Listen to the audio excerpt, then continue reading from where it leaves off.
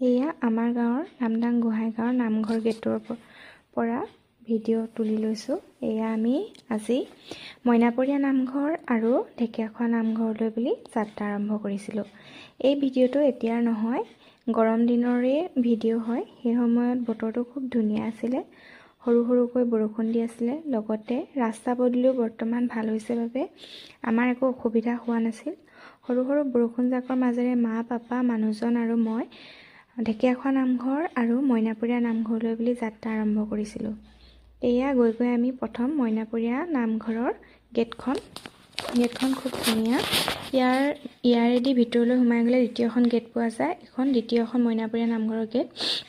ইয়াৰ পৰা গৈ গৈ আমি মইনাপৰীয়া নামঘৰ পাইছিলোঁগৈ। তাত চাকি ধূপ মা আৰু মই আমি জ্বলালোঁ। চাকি ধূপ জ্বলাই মেলি নামঘৰৰ ভিতৰত গৈ শৰাই দিলোঁ। শৰাই দি সেৱা কৰি ভগৱানৰ ওচৰত আশীৰ্বাদ গ্ৰহণ কৰিলোঁ।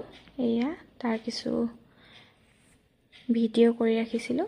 খুব ভাল লাগে নামঘৰলৈ এনেকৈ সেৱা শুশ্ৰূষা কৰিবলৈ গ'লে মনটো খুব ভাল লগা এক পৰিৱেশ সৃষ্টি হয়। তাৰপিছত আমি ঢেকীয়াখোৱা বৰনামঘৰলৈ বুলি যাত্ৰা আৰম্ভ কৰিলোঁ। এয়া ঢেকীয়াখোৱা বৰনামঘৰলৈ সোমোৱা গেটখন হয়।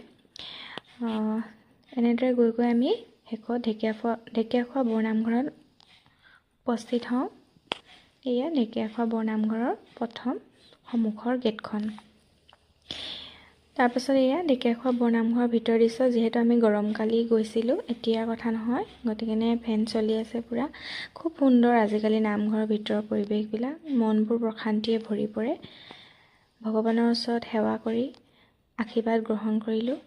যথেষ্ট ভাল লাগিলে। তাতে আমি প্ৰসাদ খালোঁ, লগতে আমি চাহ জলপান খালোঁ। ইয়াত ধূপচাকি জ্বলালোঁ।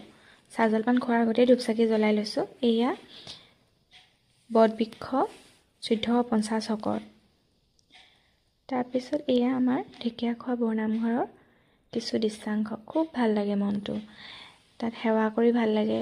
বছৰেকত এবাৰ যোৱা হয়েই ভগৱানৰ আশীৰ্বাদ ল'বলৈ, যাতে গোটেই বছৰটো ভালদৰে দিনকালবোৰ চলে। এয়া কিছু তাৰ ফটো, মা, পাপা, মই, মানুহজন, মা, পাপা আৰু আমি একেলগে।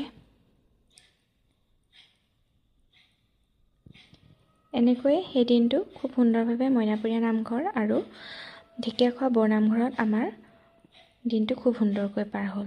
ধন্যবাদ।